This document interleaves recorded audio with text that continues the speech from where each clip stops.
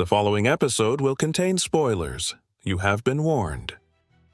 You're listening to Cinema IRL, the podcast that throws you into the movie and asks the question, what would you do? Don't you wish you could have a quick conversation with yourself 10 to 20 years in the future? It would be nice to know where we screwed up so we can fix it. Amber and Scott discuss this after watching My Old Ass. And now, Cinema IRL. I wish I could switch places for just one day. What would you do? Put yourself in my shoes. How do we handle this? What would you do? Put yourself in my position. What would you do? Now it's your turn. I feel like I need more of me in my life. Okay, that makes one of us. I mean, at least a wiser version of me. Don't we all? So this episode, we are talking about My Old Ass. Yes, you heard that right, folks. My old ass. My old ass. The summer before college, bright yet irreverent Elliot comes face to face with her older self during a mushroom trip. The encounter spurs a heartfelt journey of self-discovery and first love as Elliot prepares to leave her childhood home. So I kind of kept wondering throughout this whole thing, like, were they going to tie this back into reality at some point? Was there... Or was the whole movie a mushroom trip? Or yeah, at one point I really believed that the entire movie was a mushroom trip, and honestly, I think they should have. They should have done that at the end where she comes back from the trip. This kind of goes back to the film we discussed on what was it, the magical or the secret something Secret of Art of Human Flight. Yes, where I want to believe in the magic of it, and you're like, that doesn't make sense. That's not logical.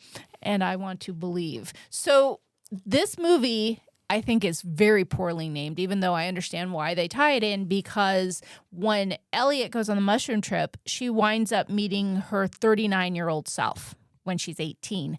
And she's fascinated that this is herself. She's like, this is your face. Can I touch my old ass? And that's how the movie gets named. And then the older version of Elliot puts her phone number into her phone and names the contact My Old Ass. Yeah, so I'm pretty good with this in general while she's on the trip. But once she comes off the trip and there's a phone number and that phone number actually has somebody answer it. 39-year-old Elliot, yes.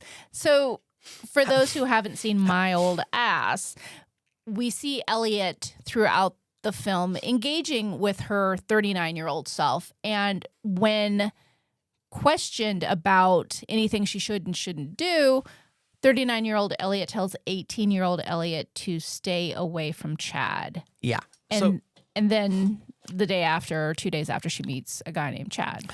Yeah, so I had a theory on this one, which ended up being wrong. I remember tapping you on the shoulder and telling you, I think I know something. That ended up being wrong. I thought at the end that Chad was the one that got away. So knowing how rebellious she was, she told him, stay away from Chad, knowing that once they met, the rebellious side of her would be like, I have to be with him. And that it would actually make it so he wasn't the one who got away. Okay. So that was wrong. So as this film goes on, we see 18-year-old Elliot trying to take 39-year-old Elliot's advice and stay clear of Chad. And she actually, up until Chad, is only like girls and is perplexed by the fact that she's drawn to a boy. Yeah, now she is looking forward to, quote, dick sex. Yes. So I think I really like this film, and I'm going to embrace the magic of it and the fact that for some reason, she really did engage with 39-year-old Elliot, because after the mushroom trip, she tries again to summon 39-year-old Elliot, even though she's been talking on the phone and for a couple of days she couldn't get a hold of her. So she does mushrooms again, trying to connect with Elliot, and she doesn't have any luck there. Apparently just a Justin Bieber concert. Yeah, that's what she did on her trip. And then after 18-year-old Elliot gives into her lust for Chad and they do it out on some dock, she comes back and 39-year-old Elliot is behind a tree and comes out and starts talking to her. I'm like, oh my gosh, I can't believe you're with Chad. And it turns out that Chad is not the one who got away, but Chad is the love of her life. Yeah, well, he's the one who got away, but he got away in a different way. That's true. Apparently, we don't know when, but he found his way off this mortal plane earlier than was Elliot. planned. Yeah. So 39-year-old Elliot cautioned 18-year-old Ellie to stay away from Chad because she loved Chad so deeply, and Chad died, and she was devastated, and she didn't want to have to go through that loss again. Yeah, it sounds the way she said it, it made it sound like this was the perfect, all-consuming, wonderful, positive. There's nothing wrong with him. It's the best thing in your life. Well, love. it wasn't just a loss. It was a massive loss, and she really, really couldn't get over it. Exactly. So now let's dig into what we do here, which is what would you do now that we've filled everyone in here on the key elements of my old ass. So the one thing that jumps out at me is if I knew that I was going to have the love of my life, the one that there is nothing wrong with, he is amazing, and my older version can't find anything wrong with him, not that he's the one, and to say you could have that and then have the most debilitating, painful loss ever, or you could skip that, not know that love, and not have that pain. I'd go for the pain. Yeah, I'm in agreement with you here. And that's what young Elliot decided. She says, "If I'm willing to do that." Yeah, it makes sense because the pain hurts so bad because the love was so great. And boys and girls, if you think you truly have found love, don't be so quick to swipe left on it, because that is not.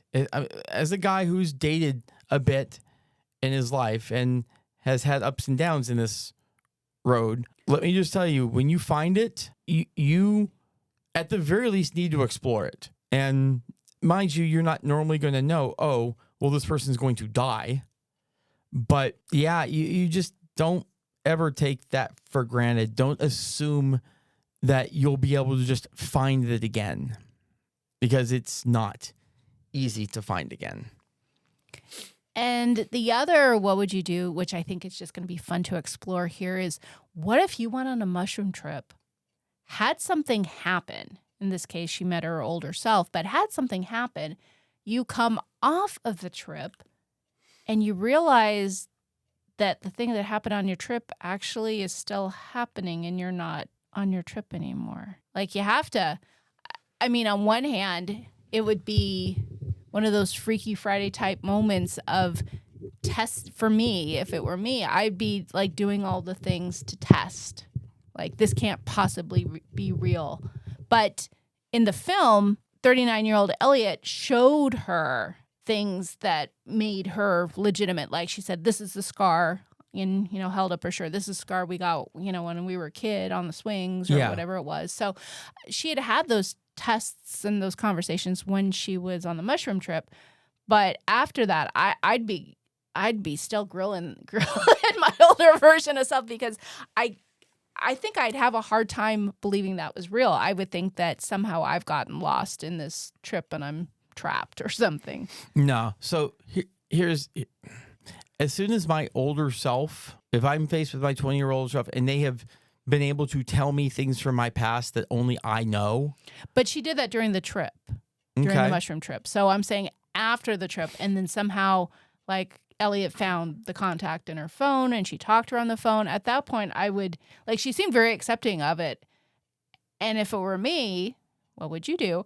I think I'd be very skeptical for a while. But also too, like, I would like to think I would be so open to the opportunity to be like, oh my gosh, tell me what I do right and wrong so I can frickin' just crush this life thing, because what an opportunity. Yeah, so I too will grill that person if they say they're me, mostly because me being the fuddy-duddy I am and putting the IRL in cinema IRL, I feel fairly confident that's never going to happen. Though, who knows? Technology and time travel, even though I feel like we've proven time travel mostly is impossible, either way, let's say it does happen, I'm going to grill them. And if they get past my grilling to the point that I'm now convinced that I am talking to my former self, Future self.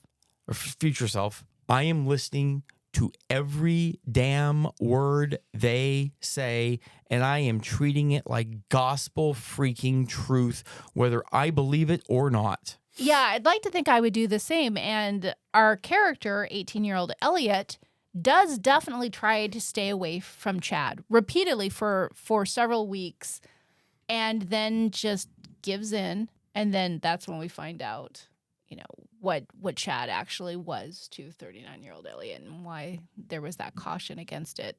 So young Elliot certainly did not listen to that advice, or at least she did for a while until she just felt like she couldn't any longer. I want to. And it's good. I think it's good that she caved, because now she does get to experience that love, even though she does have the painful loss coming and knows it. I want to be clear about something.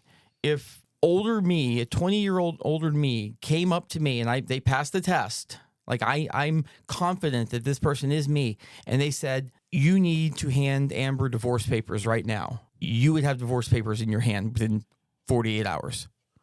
Like, because here's the thing, if it's me, it knows what I've been through. Oh, yeah. It knows everything I've been through. No, I and understand that. has another 20 years and knows something that I don't, and knows that I am not the type of person who would ever do that. So if I am now that person that's supposed to do that, like, I trust me. Really? Because sometimes you're not really a credible source. Well, I mean, I like the I'm credible to concept myself. of trusting your future self, but I don't know if you should always be taking your own advice. I'm just assuming. I feel like most people, I am getting wiser as I get older. Mind you, there's a difference between wiser and wise. I wouldn't say I'm wise, but I'm wiser than I used to be. Okay. And hopefully you build on that in the next 20 years. Yeah, so I keep moving forward in that direction. And I generally trust my judgment. So why wouldn't I trust my judgment? Okay. Okay. Well, I understand and I accept that. I mean, I probably would ask, I'm going to do the divorce paper thing. Just, could you maybe give me an idea as to why? Because this doesn't feel right. Well, and in the case of the film, young Elliot does ask older Elliot why and doesn't get an answer.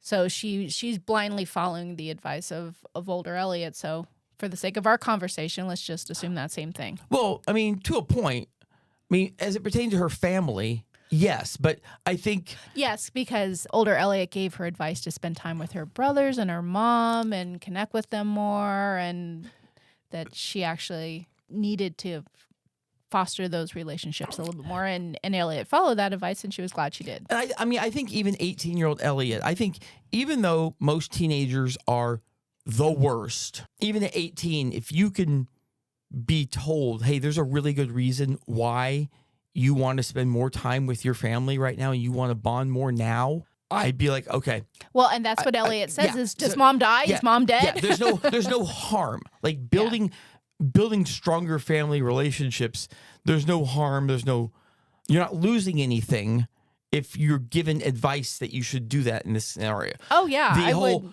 Stay away from Chads, now you could be missing out. It's the difference between adding in and missing out. And that's where you have to say, okay, well. That's a good distinction. And I can absolutely say, had someone dropped in and given me any sort of similar advice about spending time with people or making moments or anything like that, I think sometimes we get so caught up in the day-to-day things, or when things get hard and you just go to survival mode, that having someone drop in with little pearls of wisdom like that can be priceless. And I know there's at least one time in my life I would have been so grateful for that. Yeah. I mean, if we could know like 20 years in the future, like people who will pass, people who will not be in your life anymore, how different would you do things? I mean, I'd do so freaking much different based on what that knowledge is. But because theoretically, we know these things. We know people are going to die. We know people coming in and out of our lives. But you just get caught up in just the routine of it all.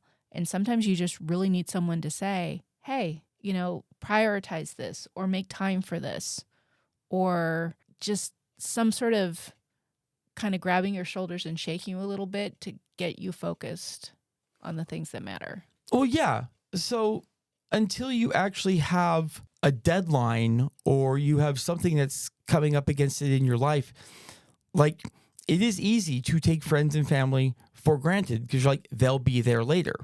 Yeah. And this thing I'm working on right now needs to be done now, but they'll be there later. Right. And if all of a sudden you were told that later expires in 3 months, 6 months, or even 2 years, or whatever, like, yeah. you know the expiration of what it is. Yeah. You're going to make a lot different choices. Yeah, you can prioritize much better. And let me tell you, if I could know the future on a limited basis, I wouldn't have to know anything other than I want to know when my loved ones are going to go. If you don't have to tell me stocks, you don't have to tell me anything else. Let me know when my loved ones are going to go so I can prioritize them the way that I prioritize other things. See, and that's really the distinction, though, because we should really be interacting with everybody and treating them like they're going to go tomorrow. I mean, we really should. But you can't. And that's the problem. Like, but why?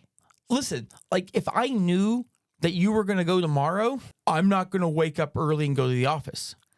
Well, and it's not a matter that every day is Disneyland kind of a day, but just how you treat people, how you interact with them, how you speak with them. I mean, every day should be like that. Yeah, I mean, I do mostly agree on that. But, like, yeah, if you knew when someone was going to be out of your life for whatever reason, you're going to do different with that distinction. But otherwise, like, we have jobs, we have lives, we have to make things work. We have to make money. Oh, yeah. You have to make money, but you don't have to make millions. Yeah, oh, exactly. Exactly. So, I mean, my final thought on this is I want my old ass. Sign me up for that. Yeah, I would take that. Maybe we could create one with AI. Oh, yeah. I don't know. ChatGPT. We'll have some fun with this one. We hope you enjoyed our episode. Thank you for listening. And to catch all the new episodes, please subscribe. We release 2 to 3 episodes weekly, so we'll have new content regularly. Until next time.